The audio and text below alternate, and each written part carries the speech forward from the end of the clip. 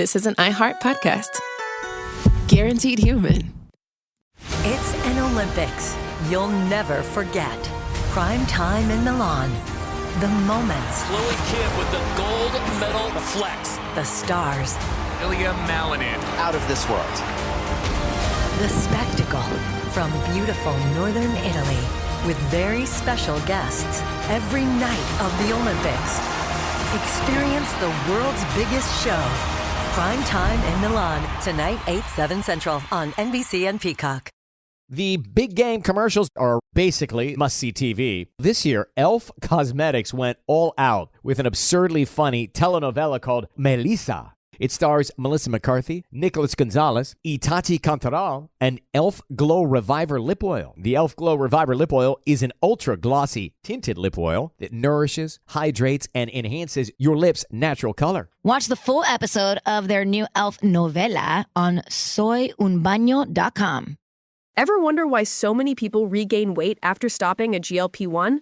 Up to 40% of the weight lost can come from lean muscle. This weakens the body, slows metabolism, and makes it easier to put the pounds back on, creating a cycle of dependency.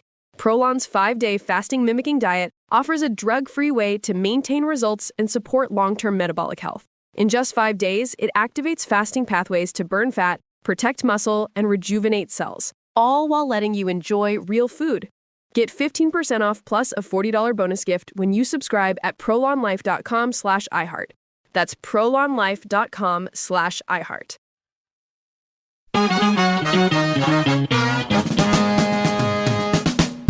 Welcome to The Middle. I'm Jeremy Hobson, along with Tolliver, as always, who is in Nashville this week. Tolliver, how's it going? It's going great. You know, I never knew Nashville had winter until I got here, but now I absolutely do. It was 10 degrees last week. Okay? Well, that's why you've got to get inside one of those honky-tonks on Broadway and watch some music, Tolliver. That's why they're there. That's a good point. Well, we have some right. new listeners to announce this week on South Carolina Public Radio across the state of South Carolina. Very good timing because we are just a few weeks away from that state's Republican presidential primary, which we will get to on another episode. This hour, we're talking about TikTok, which is a topic that I know, Tolliver, is very near and dear to your heart.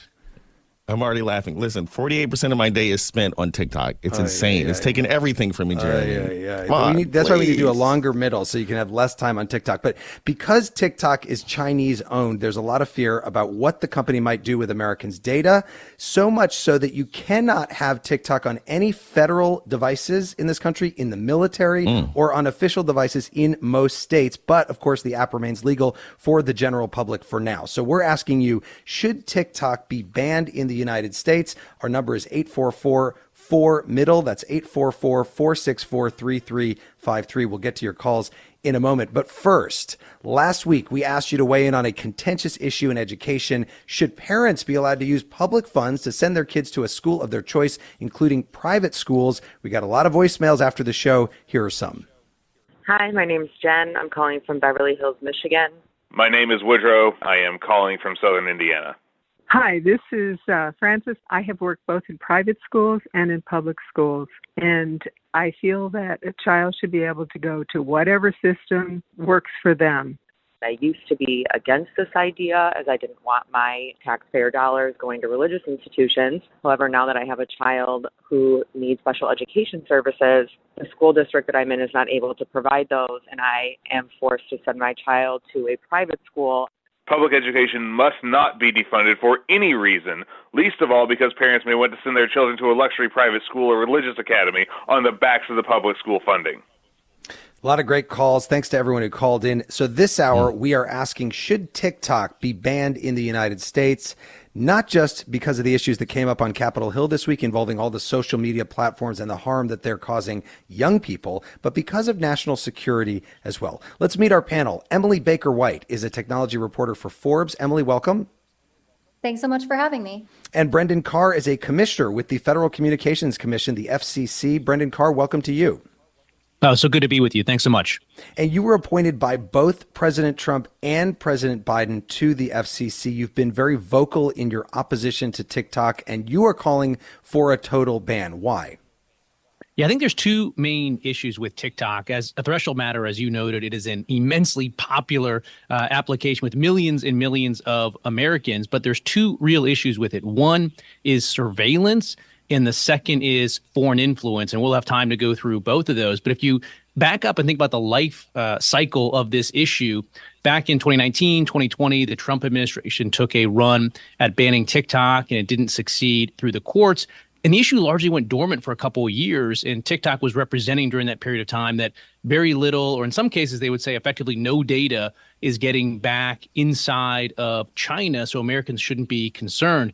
And that's when Emily actually broke the story wide open about 18 months ago and got leaked internal TikTok communications that showed, quote, everything is seen in China. And this isn't just seeing the, cat videos that you upload. It's search and browsing history, keystroke patterns, according to TikTok's terms of service, potentially biometrics. And so that really changed the nature and tenor of the debate. And over the last 18 months, it's been a real live debate at the federal level. Should we ban TikTok or not? I think we should, based on the national security threat. But in the spirit of the middle, there is a compromise here as well, which is, I think, actually the right policy answer is to require the divestiture of TikTok from ByteDance, a company that they claim, I believe, is based in the Caymans. But all the reporting that we've seen and shows us that is an entity that is ultimately beholden to the CCP, has major operations in Beijing, has many, many members of the CCP that are employed there. In fact, has internal CCP committees within it. And so if we go that route, people can continue to get the cat videos that they love, but we could just be in a much more secure environment by breaking that tie back to the CCP. Let me just ask you one question, because the FCC, your organization, did ban new sales of telecom equipment from the Chinese company Huawei in 2022, another Chinese company that had raised national security fears. Does the FCC have the authority to ban TikTok, or who does in the United States? Yeah, it wouldn't be the FCC per se. The reason I speak about it is because it is relevant to our expertise. As you noted, we've taken action at the FCC on what we call the device layer. So we've addressed Huawei, ZTE, those types of devices that we effectively found were spyware, and we've been working to get that out of our networks. We've also taken action at what we call the carrier level. So entities like China Mobile, China Telecom, we've blocked them from connecting to our networks based on concerns. TikTok is at the application layer. That in the main could be taken by the Federal Trade Commission, or really the main focus of activity has been a committee that's actually run out of Treasury called CFIUS, the Committee on Foreign Investment in the U.S. That's the one that through both Trump and Biden has been looking the most closely at the national security threats from TikTok, and frankly has not, over multiple years now, been able to reach the conclusion to bless their continued operation. But while that review is ongoing, TikTok is allowed to continue to operate in the U.S. So either the FTC or Treasury CFIUS, but also Congress obviously can step in with legislation. And frankly, I think that's what needs to happen very quickly here. Yeah, if they wanted to make that move, which would probably be politically kind of difficult, which we'll get to. Emily Baker White, the commissioner brought you up there. There is a criminal case against ByteDance, which is TikTok's parent company, for using the app to spy on journalists who were covering the company. They've admitted to doing so, and you were one of the journalists who was spied on. How did they do that, and why did they do that? So, as Commissioner Carr mentioned, I started covering TikTok a couple of years ago. And as Commissioner Carr said, I became sort of the go-to TikTok reporter a few years ago after breaking the story of an internal TikTok project called Project Texas. And Project Texas was TikTok's sort of big bet to try to separate the access to US user data from their parent company, ByteDance. And I found out that they were trying to do this because all of that US user data was accessible to a lot of people in China. And that's troubling because China has a national security law that requires Chinese nationals, like regular people, and companies in China to turn over really any information that the government asks them for. And so what TikTok and its parent company ByteDance were trying to do is protect their people in China who, if the government shows up and says, you have to give me the data, they can't reasonably ask their employees to break the law. But they didn't, they want to sort of, put a big sign up, like the taxis that say, driver carries no money, right? We don't have it. We can't access it. So the employees in China can't be in trouble if they can't access the data in the first place. The problem is there are a lot of ways that TikTok and ByteDance have been for years exchanging data, not necessarily in a nefarious way, but it's just the way the tool was built. And so TikTok was trying really hard to separate its systems from ByteDance, but there was still a lot of cross-pollination of data happening. So I broke that story. And then they spied on you. The company got very nervous about my breaking that story. Right. And they wanted to stop leaks to me and to other journalists. And so they started investigating the leaks, trying to figure out who was talking to me. And one of the ways they wanted to do that was they went and looked on my TikTok account at my IP address, which gave an approximation of where I was. And then they compared that location data, that IP-based location data, to the IP-based location data of all of TikTok and ByteDance's employees. And the theory was if I was in a cafe or a library or a park and a TikTok or ByteDance employee was in the same place at the same time, maybe that meant that that person was leaking to me. Wow. Well, now that we've sufficiently scared the audience, let's get to one of our callers. Madison is joining us from Austin, Texas. Madison, what do you think? Should TikTok be banned? Hello. No, I don't think TikTok should be banned, and I'm very passionate about that just because of the benefits I've seen. Of course, everything has negatives, but at the end of the day, there's so much good in TikTok and the ability to reach others. I myself even started a business thanks to TikTok, and so many people have spoken firsthand just saying how following content and even my content has inspired them to have confidence and start working out. You hear these stories all the time about people sharing videos and their life being changed for the better. Right. So no, it shouldn't be banned. Just briefly, how did you start a business thanks to TikTok? I started by posting workouts. It's my passion, fitness and health. And shortly after, the more people that started coming in, I decided that I wanted to get certified. And so after my certification, I then created a whole business from it. And I now train people online. Madison, thank you so much for that call. Emily Baker White, your response to that. A lot of people have started businesses. They're doing commercials about it all the time from TikTok now. Yeah, I mean, one of the trickiest things about TikTok is that it's huge. There are many, many millions of Americans and people all around the world who use this app to communicate, to transact business, to live their lives, right? To engage in really critical discourse. And nobody wants to see that shut down. And so if you believe that there are national security risks posed by TikTok, that it could be used, like Commissioner Carr said, either to sort of amass data that is sensitive and private information about us that could fall into the wrong hands, or that it could be used to sort of influence what we see. Right. Then the question is, how can you address those concerns without having to stop people like Madison from being able to have a business? And we're going to get to that. But Tolliver, I will say I use TikTok only for one reason, which is to post TikToks on the middle account. But I know you feel very differently. No, it's my baby. I'm not anywhere near as much of a super user as like Zach King, who might be the most popular TikToker. Here's a clip from the most viewed video on the app. 2 billion views. Zach King, have a little fun with a Harry Potter inspired special effect. Like my costume? Yo, that's so cool. How are you doing that? Got a Nimbus 2000. Oh, I see. Mirror. Wait, is that my longboard? Oh, Longboardium Leviosa! Zach, my longboard! Come on, man, get back here! I have to say, I feel even more lost, Tolliver. I have no idea what is going on in that clip. I mean, you have to look at that. You have to see it. But then that means you have to get TikTok, which means you could be spied on. So who knows? I don't want to recommend that. But what I would recommend slippery slope. Is if you're a podcast listener to The Middle, please go and rate the podcast. Give us a nice 5-star rating. And we would love to hear from you about what you think. We'll be right back with more of The Middle. It's an Olympics you'll never forget. Prime time in Milan. The moments. Chloe Kim with the gold medal flex. The stars. Ilya Malinin. Out of this world.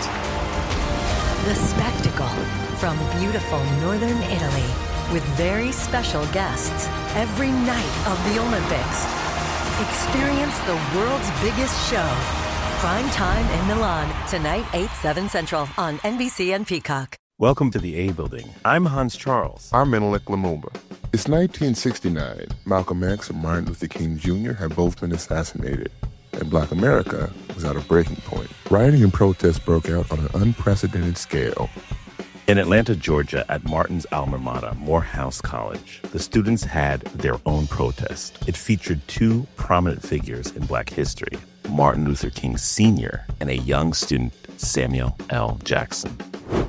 To be in what we really thought was a revolution. I mean, people were dying. 1968, the murder of Dr. King, which traumatized everyone. The FBI had a role in the murder of a Black Panther leader in Chicago. This story is about protest. It echoes in today's world far more than it should, and it will blow your mind. Listen to The A Building on the iHeartRadio app, Apple Podcasts, or wherever you get your podcasts. This is Ryder Strong, and I have a new podcast called The Red Weather. It was many and many a year ago in a kingdom by the sea. In 1995, my neighbor, Anna Trainer, disappeared from a commune. It was hard to wrap your head around. It was nature and trees and praying and drugs. So no, I am not your guru. And back then, I lied to my parents, I lied to police, I lied to everybody. There were years, Ryder, where I could not say your name. I've decided to go back to my hometown in Northern California, interview my friends, family, talk to police, journalists, whomever I can, to try to find out what actually happened. Isn't it a little bit weird that they obsess over hippies in the woods and not the obvious boyfriend? They have had this case for 30 years. I'll teach you sons of come round here with my wife. Boom, boom. This is The Red Weather. Listen to The Red Weather on the iHeartRadio app, Apple Podcasts, or wherever you get your podcasts. This is The Middle. I'm Jeremy Hobson. If you're just tuning in, The Middle is a national call-in show. We're focused on elevating voices from the middle, geographically, politically, and philosophically, or maybe you just want to meet in the middle. This hour, we're asking, should TikTok, the popular social media video app, be fully banned in the United States? Tolliver, what is our number? It's 844-4-MIDDLE. That's 844-464-3353. You can also write to us at listentothemiddle.com or on social media. I'm joined by Emily Baker-White, technology reporter for Forbes, and Brendan Carr, commissioner with the FCC. And before we get back to the phones, Commissioner Carr, there are, as we said, politicians on both sides of the political spectrum who have called for a ban, but it does seem like it's an easy thing to say that you want, but they haven't actually done it. It would be pretty unpopular, wouldn't it? There are 150 million users in the U.S. Yeah, this is one issue that is particularly interesting to me. You know, there's some discussion in Washington, D.C. that says that the national security officials, Republicans, Democrats, including those in the Biden administration, have been very clear about sounding the alarm about a very real threat that comes from TikTok, its data collection, and again, the foreign influence. But we've been hearing that there has been some pushback from political considerations that, to your point, it would be unpopular, and that is what so far has been keeping the app alive. And again, I think it's important that we focus on, you know, the real national security threat. But if we do go the route of divestiture, again, just breaking that link back to the CCP, then I think that potentially could address all those concerns because it allows the app to continue to operate. But it is important to remember what those threats are, because at this point, you know, TikTok has a history of malign conduct that is longer than a CVS receipt. If you go back to that spying on Emily, for instance, you know, when it was first reported by her that someone was being spied on and didn't disclose initially that it was her, TikTok came out and said that that story lacked journalistic integrity. And again, when they were, you know, caught having data go back to China, they, you know, initially denied that as well. And so there's a history here, both of malign conduct and attempting to cover it up.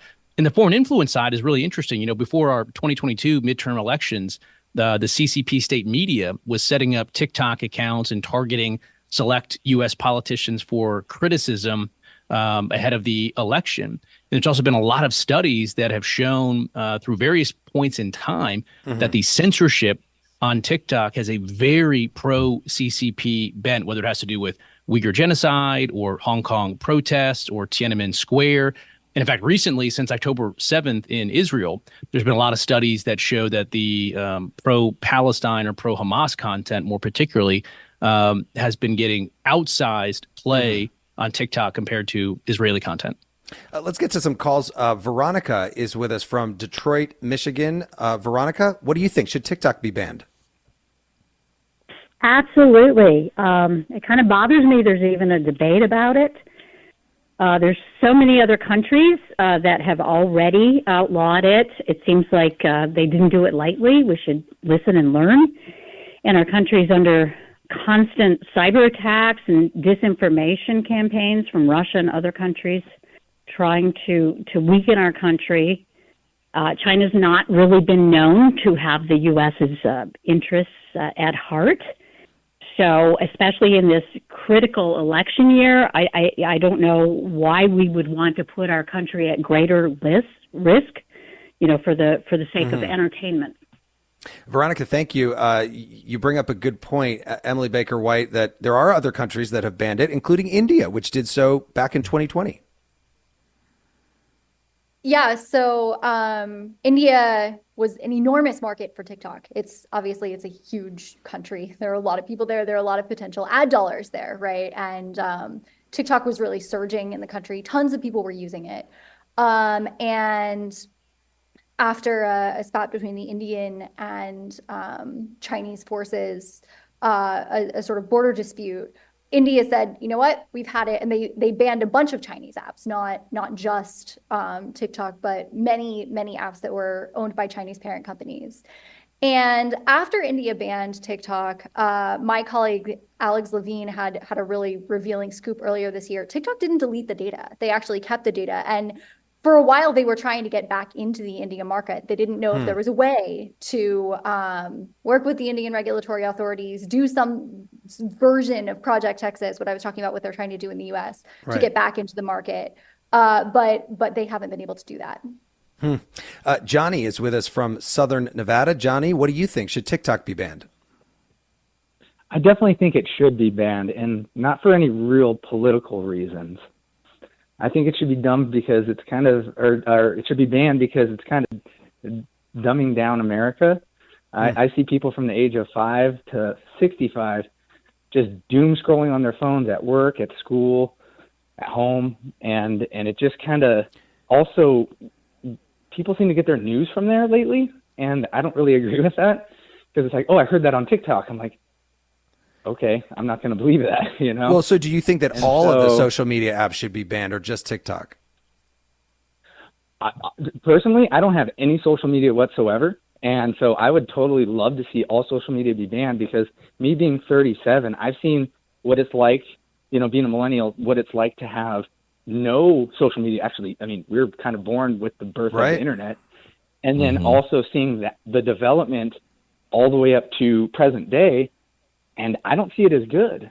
I have 2 boys, young. One just went into middle school, and kids they don't really know how to socialize. Like, you give them a phone, they're fine.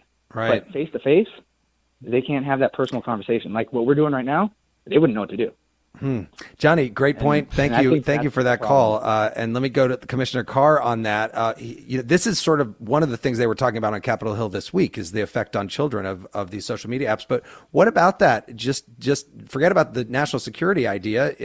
That social media apps, and in particular TikTok, maybe is just bad for society. Yeah, it raises a really interesting point. TikTok itself is prohibited by the CCP from operating the app inside China. There's a sister app called Douyin, and it's very revealing when you compare the two. So TikTok has been shown in the U.S. to show kids everything from eating disorder to self-harm content to body image content, whereas the sister app Douyin is showing kids in China educational materials, museum exhibits, instructional materials. So it's interesting to see the big difference in content between those. And so I think that's, part and parcel of the concern that goes potentially to the nefarious control by TikTok. And you're right, this was live just this week. A lot of social media companies are out there. And look, there's some baseline concerns I have with every social media company in terms of privacy and data protection. But I do think there is something unique about TikTok, both in terms of what we've seen with our own experience with it, but also those ties back to the CCP. And then again, the surveillance law that Emily mentioned as well. John is with, go ahead, Emily, go. Yeah, I think just given what we saw this week at the hearing, obviously there are a lot of problems sort of across the industry with social media companies being able to moderate content at scale. It's really hard. But on the point sort of differentiating the US from China, we don't have a great firewall here. And we don't ban speech we don't like. There's a lot of speech that's not great, right? There's a lot of speech that's really troubling, but the sort of theory in the US has been propagandists, you can say what you want. Everybody gets a voice here, but we believe that sort of letting everybody speak, even when we don't like their speech, is the best way for people to ultimately get the truth. And so when we talk about banning social media apps because they're full of a lot of drivel, if we banned all the drivel, we'd have to ban a lot of stuff. And so I think it's just worth thinking about whether there is a more targeted approach, whether there's a scalpel instead of a hammer. And there's also the question of whether the Supreme Court would even allow a ban because of First Amendment issues. Let's get to another call here. John is with us from Harvard, Illinois. John, welcome to The Middle. What do you think? Should TikTok be banned? I don't think it should be banned, but your commissioner stole my thunder there. I was going to say people need to go to China and see what TikTok is there. It's purely educational. It's only available from 10 a.m. to 10 p.m., and after that it shuts off, so the kids are kicked off. If they wanted to run TikTok in the United States like that, it would be fine. John, thank you. Commissioner, would it be possible, do you think, to have a situation in this country? I mean, we have multiple time zones. I don't know if you could say 10 p.m., but would it be possible to do something like that with the TikTok in this country? I think in the main, again, if we can get to sort of breaking that tie back to the CCP, a lot of these other concerns I have wouldn't be as strong. We do have some time zone issues. Obviously, as you know, sort of on broadcast TV, there are certain things you can't say except for between 10 p.m. and 6 a.m. So we do have those rules. And even though it does wash over different time zones, you raised an interesting question, too, though, about the First Amendment. And that's one that I feel very strongly about, given that, part of our job here at the FCC is to promote or at least not inhibit a diversity of views. And the First Amendment analysis here for TikTok is actually pretty straightforward. The First Amendment case law draws a distinction between government action based on content of what's being disseminated versus the conduct on the other hand. So, for instance, there's this lead Supreme Court case had to do with a bookstore, sort of a quintessential First Amendment activity place, and they were running actually a prostitution ring out of the bookstore, and the government came in and shut the bookstore down as a result. And the owner said, you can't shut down a bookstore. That's, where First Amendment activity takes place. And they raised a First Amendment defense. And the Supreme Court said, no, this isn't even a First Amendment case at all because we're taking action based on the illegal conduct that was taking place in it. And I think it's the same thing with TikTok. There is obviously the argument that Americans have a right to choose to receive foreign propaganda. But the way I think about it, too, is, you could take a pen and you can write the most, nefarious propaganda against America that you want. But the moment you take that same pen and pick a lock with it, well, that conduct is something that we can take action on. And it's no defense to say that I was writing negative things about America beforehand. So I think that clear distinction between conduct and content in TikTok's conduct here with respect to these data flows give the government a clear opportunity to take action without violating the First Amendment. Tolliver, Tolliver, hang on one second, Emily, because we have to give Tolliver, our TikTok expert, and on the crew here, just an opportunity. What are your thoughts here, Tolliver, so far? No, I was because our caller earlier said that she started a business on TikTok, and I just kind of wonder what Commissioner Carr or you, Emily, would have to say to people who are like, do you think it would have a serious deleterious effect on the economy if we got rid of this app suddenly? Emily, I think that's a big concern for a lot of people. For me, and I think it would have a big and deleterious effect on lots of parts of the economy. I think people who think we should ban it think that means it's more urgent that we ban it. So I think that argument cuts both ways. But to your point, and to the caller earlier who called in and said she started a business on TikTok, both when it comes to the sort of constitutional arguments and when it comes to the practical arguments, the fact is this thing is so big and so critical and such an important part of our discourse and our commerce and our culture that when we talk about sort of taking a government action against it, I think there are both constitutional and practical questions about what effects we would want to see that have and what effects we wouldn't. We have a lot of calls. The lines are full, so let's get to some more. Pinellas Park, Florida. Erica is joining us right now. Erica, what do you think? Should TikTok be banned? I don't think the entire app should be banned. I do like the idea of disconnecting it from China, but I don't think the entire app should be banned. And the reason why is because it's not just for entertainment. There's a lot of educators on there that are teaching for free during their live videos, languages, mathematics, you name it. So to lose that, I feel, would be a disservice to a lot of students.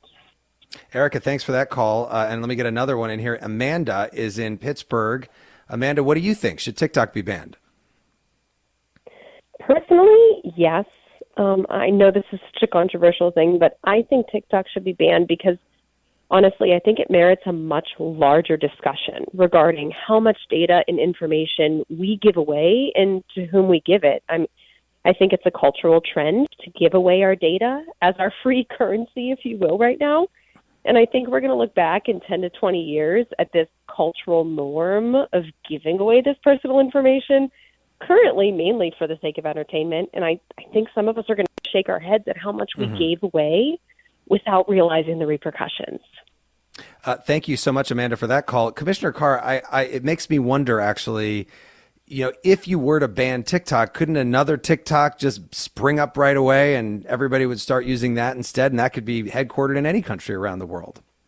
Yeah, it's possible. To some extent, people have said, well, we shouldn't take action on TikTok in particular. We should wait and put sort of a broader law in place that can address every single possible application that's like TikTok. And what I say in response to that is that's not our experience as a government. So, for instance, again, when we took action on Huawei at the FCC, that created a precedent and allowed us to go then after ZTE. When we went after China Mobile, it allowed us to go after China Telecom. So given the track record and evidence that we have on TikTok already, I think we should take a rifle shot action at the federal government at TikTok. And then we can go around and see, okay, what's sufficiently like TikTok to give us concerns? It's also not enough in this country, in my view, that a company be based or tied back to China alone for us to take some sort of action against them. In my view, we always have to look for plus factors of a lack of trustworthiness before we do that. That threshold clearly, in my view, has been met with respect to TikTok. Let's go to Malcolm, who is in Belleville, Michigan. Malcolm, welcome to The Middle. Go ahead. What do you think? Should TikTok be banned? All right. So my opinion on TikTok, I'm somebody that uses TikTok every single day. I am the social media guy at the job I currently work at. We use it to spread our brand, spread our image.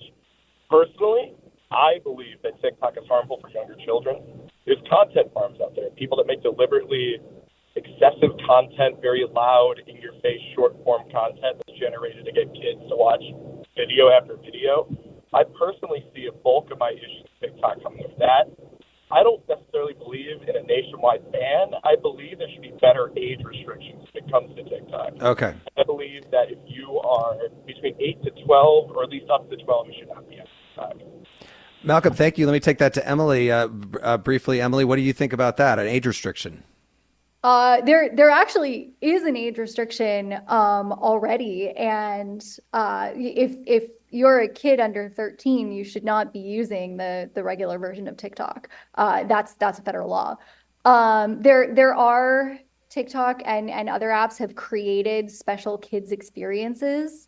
I'm not a parent in my life right now, and so I hesitate to tell other folks how to parent, but I'll tell you that as a millennial who grew up, running around outside, I never got into TikTok because I couldn't stand autoplay videos, like blaring noises. Yeah. I just don't like that. And you just want to be outside. That's also nice. Tolliver, according to Pew, 6 in 10 Americans see TikTok as a threat to national security, but it is 7 in 10 Republicans and only 5 in 10 Democrats.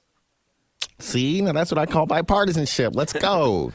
For the record, TikTok does say that they don't give any data about users to the Chinese government. Their CEO, Xu Zichu, said as much during a hearing on Capitol Hill last year.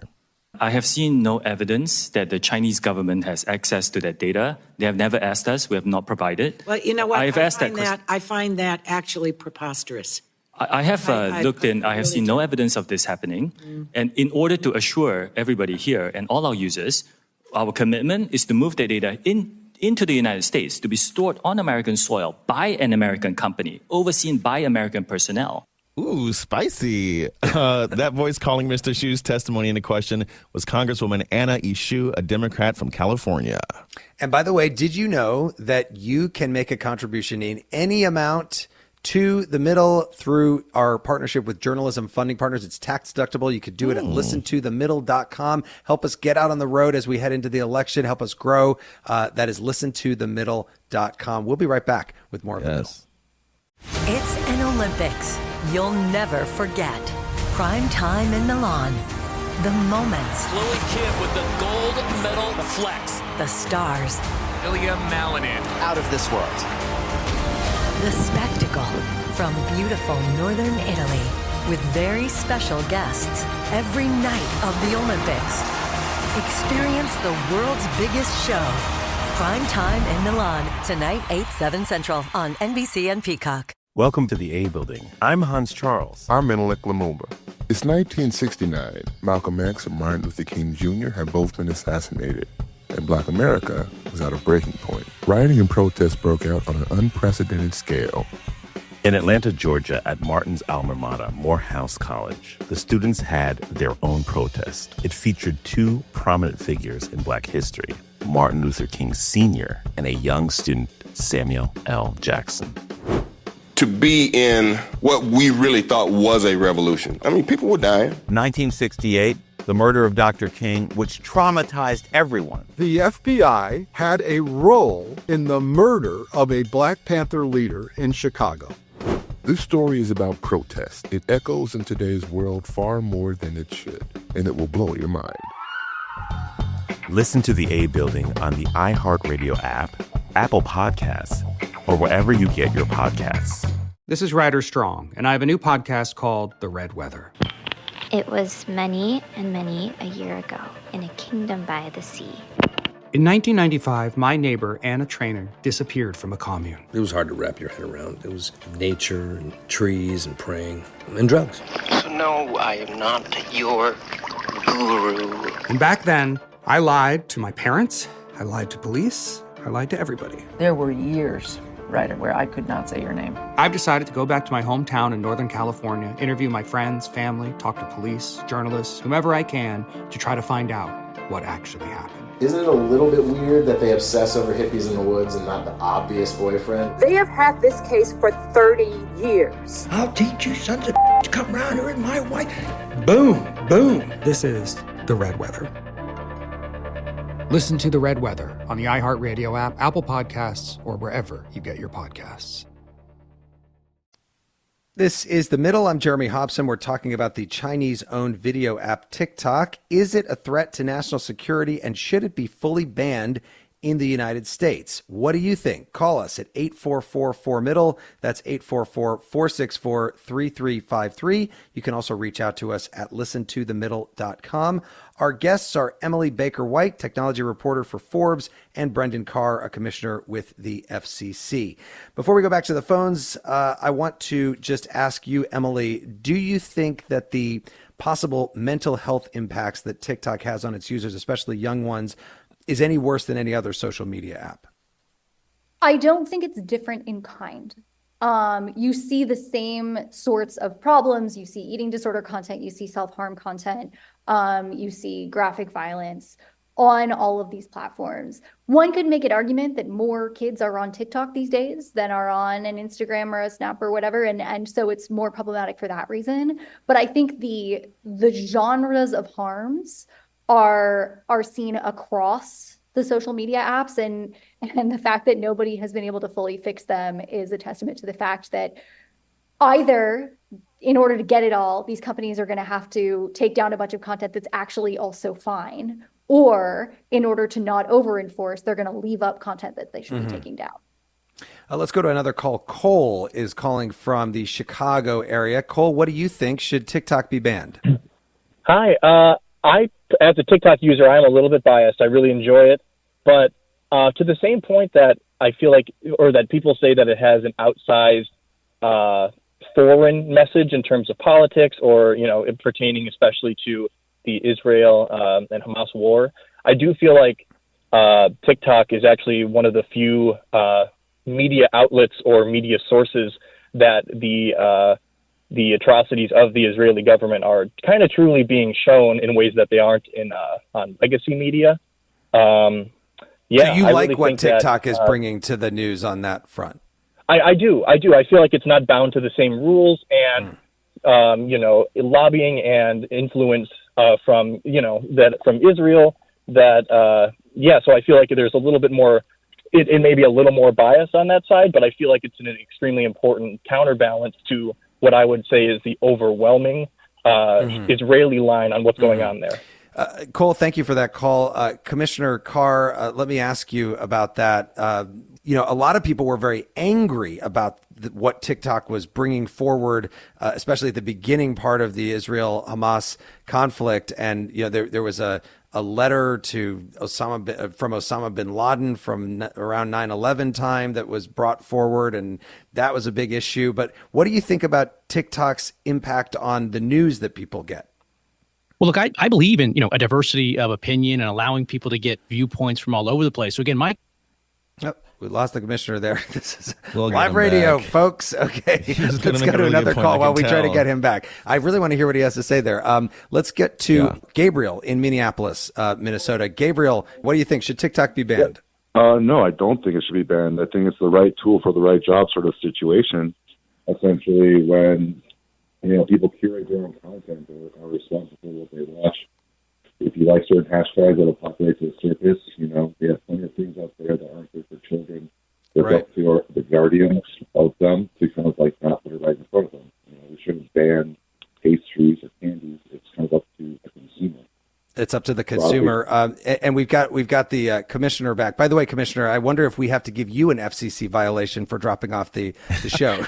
Yeah, I don't know. My connection is going unstable all of a second. So if you know anybody that knows a lot about telecom, I could use some help over here. But one thing I heard earlier, we had the CEO of TikTok on that you mentioned. It maybe will be the case that they've never handed data directly to the government of China, but they don't have to. The reporting has shown, and Emily has shown, that the data on U.S. user is accessible by ByteDance employees in Beijing, which employees are themselves members of the CCP. So once they access that data, it can be transferred and handed over to the CCP immediately. So what we've never heard the TikTok CEO say is that members of the CCP in Beijing have never accessed U.S. user data. So I think that's an important sort of point. The exact wording, careful wording that the CEO always uses. Emily? Yeah, I think when we're talking about whether people have accessed data, right, there are a lot of ways that people could access data. And I think when TikTok makes statements on the record and they want to make sure that they're being precise, they can say, we, the company, didn't hand over this data. I think any company would be worried about promising that their data had never been accessed by a group as large as the Chinese Communist Party. I mean, we even saw a few years ago, Twitter was infiltrated by several government agents of a foreign government. And this happens. Foreign governments do try to infiltrate these companies. They do try to get information about dissidents in their countries and whatnot. And especially given that TikTok has so many employees in China, if I worked there and I were trying to make sure that the data pipelines were clean, I would be just really worried about, there are so many people, and any one of them could sort of face a hack, face, it's not necessarily that they're trying to do anything wrong, but these companies are big and data gets around. Daisy is with us from Bellevue, Idaho. Daisy, what do you think? Should TikTok be banned? I'm a 67-year-old conservative woman, fiscally conservative, although I do find myself centrist on social issues. I do not believe that TikTok should be banned. I believe that the control of TikTok in terms of who views it should be parental. Absolutely. And there might be a way to make communities be able to block it from the people in it. But ultimately, it comes from parental. The government has no business blocking anything that's information. Daisy, what about the national security concerns? Do you worry about that at all? That because it's owned by China, that they could be looking at data, that could be used in some way against the United States?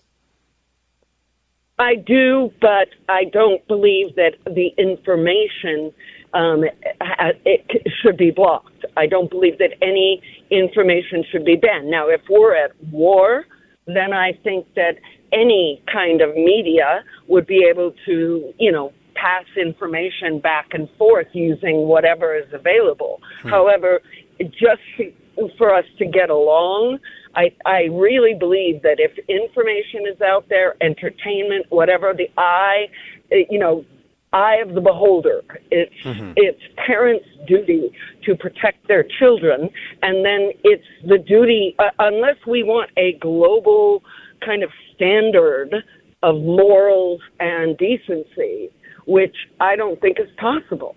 I did have a question for Emily. I've been dying to ask. So I know you have a very specific experience with this because you were spied on. I think for a lot of lay people, when I hear like, oh, TikTok is going to have my data, or like, CCP will have my data, I don't think anything of it because I'm like, what are they going to do with it? What's sort of the worst case scenario for folks? So, I mean, for me, the worst case scenario is actually like what they were trying to do, which is figure out who my sources are. And as a journalist, you really do everything in your power to try to keep the people who are talking to you safe. But I think you raise a great point, which is like, if the Chinese government gets your data, so what? And I think for some people, for Chinese dissidents living abroad, that so what could be really important. For a lot of other people, they could be like, okay, they can have my dance videos, I don't care. And I think one thing that we need to talk about is how easy it is for the Chinese government or any government to get this data in other ways. If the Chinese government really wants my IP address, I hate to tell you, they can buy it from a data broker. And that's not even illegal in the United States. And so especially when it comes to these data flows a lot of places, a lot of ways, and TikTok is not the only way that the Chinese government or any bad actor could get information about us. Let's go to Ben, who is in Jacksonville, Alabama. Ben, welcome to The Middle. What do you think? I do think that we would have to, as inclusion, ban TikTok, but I think it's because of a deeper philosophic reason, and that's because we engage with freedom of speech because of liberalism. If we want to choose John Stuart Mill or we want to look at John Locke, right, whatever liberal figure that we want to base this off of, the general idea is we share information in the advancement of reason to be a better understanding of nature and of us within nature. The Chinese government and the Chinese state is not based off of that. It's based off of a different political philosophy, a philosophy of historicism and a philosophy of Marxism.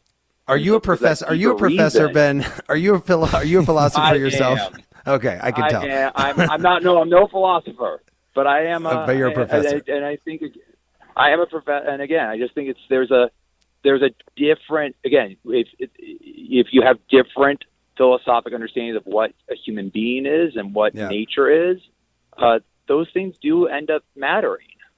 Okay, Ben, thank you. Commissioner Carr. I think, look, if this was purely a question of content and of propaganda, it would be an interesting question, but it's not. And this is a case where, again, we have this conduct of people really not understanding the massive amount of data that's being collected when you're on TikTok. Again, it's search and browsing history, keystroke patterns, biometrics according to their terms of service.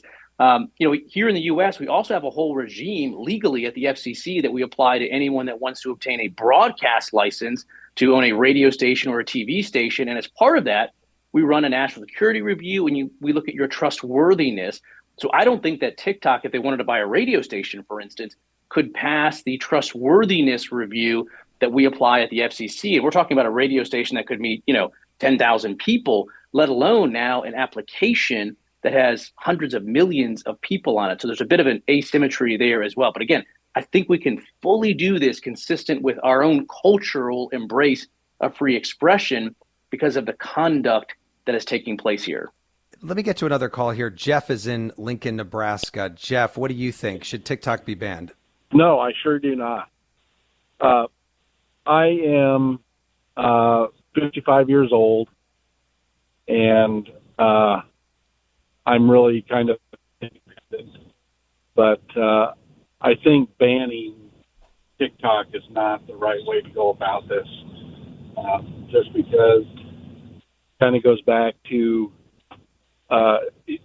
you don't want me to tell you what to do. I don't want you to tell me what to do, kind of thing in a way. But I believe that there needs to be some sort of regulation on it. I agree with that, but there is so much education on it, and I have learned so many things in the last year, and it is driving me. It's going to help me start my own business. Doing what? And I'm a handyman, and I see all kinds of craftsmen on here all the time, and it goes to what you're interested in. Yeah, you can find all kinds of things on there, but it really stays kind of focused on what you're interested in and the things you like to see, and it also goes back to self-control too. I'm not a sun tanner. I don't go to sun tanning beds and things like that, but I'm not going to tell somebody they can't go there if they want to do that. Right. Yeah, exactly. So personal freedom there, Jeff. Thank you so much for that call. Emily, let me go back to you on that. Let me just ask you, as we've heard all these calls this hour, anything surprise you about what people are bringing up, Emily? I would actually say no. TikTok is so big and so much of a sort of part of the fabric of our society. There are going to be niches for pretty much everybody. There's the sun tanning community. There's the handyman community. There are the people who like fluffy cats drinking milk out of square cups. Like there's so much. There is something for everyone. But I think the fact that there is something for everyone, one thing that I would really like to see more, and that would make me feel much more comfortable about the app, is more transparency about what people actually are seeing on TikTok. Because right now, because it's personalized to everybody, I don't know what the most popular 10 videos on the app are today.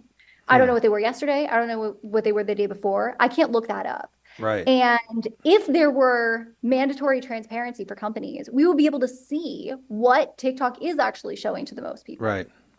Commissioner Carr, what about you? Yeah, I think it's an interesting point because a lot of parents, for instance, they think of TikTok probably the way they thought about Facebook, which is it's a community of your friends and people you know. But TikTok is very different. As soon as you sign up, you are immediately being fed content dictated by the algorithm itself. So I think that's one feature that makes it very, very different. And again, I think we see a lot of bipartisanship on this. In fact, it's Democrat Senator Mark Warner, who's the chair of the Senate Intel Committee, who's been a real leader on this, as well as Krishnamurthy, Congressman Democrat from Illinois. So it's a real interesting bipartisan issue in D.C. And it was President Trump, former President Trump, who was saying that he wanted to ban it when he was in office, although he never did. I just want to get one little listener comment in. Laura in Kansas City says, why are we so worried about TikTok being owned by China? Fox News is owned and run by the Murdoch family, who's from Australia. Arguably, this station has influenced the views of millions of Americans. Twitter/X is owned by a man from South Africa, although he is American. And I bet, I don't know for sure, but I bet Rupert Murdoch is an American citizen at this point, too, at least a dual. Let's go to a quiz, Tolliver.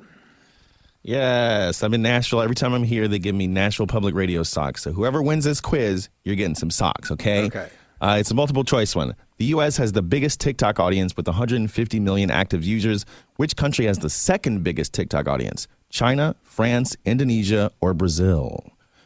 Guess? Either one of you? Not China, because it's not available there. So I don't know. Maybe Brazil?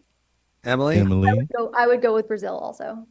It's Indonesia. Okay. Really? It's like 125 million users. I know. Shocking. 150 million in the U.S., right. Let's say thank you to our guest, Brendan Carr, Commissioner at the FCC. Thank you so much for joining us. Good to be with you. Thanks so much. And Emily Baker White, technology reporter for Forbes. Thank you. Thank you. And Tolliver, next week, the Supreme Court is going to hear oral arguments about whether former President Trump can be kept off the ballot because of the 14th Amendment to the Constitution. Yeah, it's a big question with huge implications, obviously. And we want to hear from you. Do you think Trump should be allowed on the ballot this fall? You can call us at 844-5 464-3353, or write in at listentothemiddle.com. And while you're there, sign up for our weekly newsletter. Come on. And don't forget to sign up for our podcast, because that special bonus podcast about China is coming out in just a few days. The Middle is brought to you by Long Nook Media, distributed by Illinois Public Media in Urbana, Illinois, and produced by Joanne Jennings, Harrison Patino, John Barth, and Danny Alexander. Our technical director is Jason Croft. Our theme music was composed by Andrew Haig. Thanks to Nashville Public Radio for hosting Tolliver in their studio this week in exchange for apparently a key lime pie. And thanks to iHeartMedia and the more than 400 public radio stations that are making it possible for people across the country to listen to The Middle. I'm Jeremy Hobson. Talk to you next week.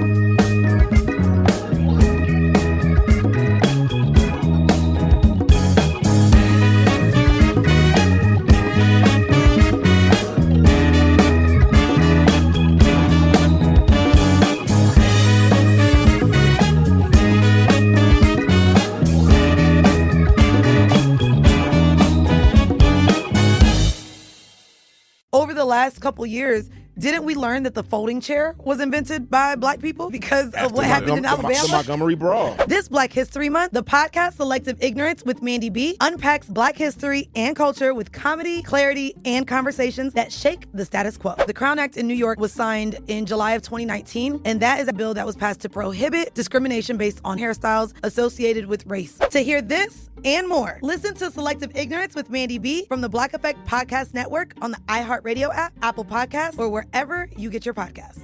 1969. Malcolm and Martin are gone. America is in crisis. And at Morehouse College, the students make their move. These students, including a young Samuel L. Jackson, locked up the members of the Board of Trustees, including Martin Luther King Sr. It's the true story of protest and rebellion in Black American history that you'll never forget. I'm Hans Charles. I'm Menelik Lumumba. Listen to The A Building on the iHeartRadio app, Apple Podcasts, or wherever you get your podcasts. Saturday, May 2nd, country's biggest stars will be in Austin, Texas at our 2026 iHeart Country Festival presented by Capital One. See Kane Brown, Parker McCullum, Riley Green, Shabuzi, Dylan Scott, Russell Dickerson, Gretchen Wilson, Chase Matthew, Lauren Elena. Tickets are on sale now. Get yours before they sell out at Ticketmaster.com. This is an iHeart podcast. Guaranteed Human.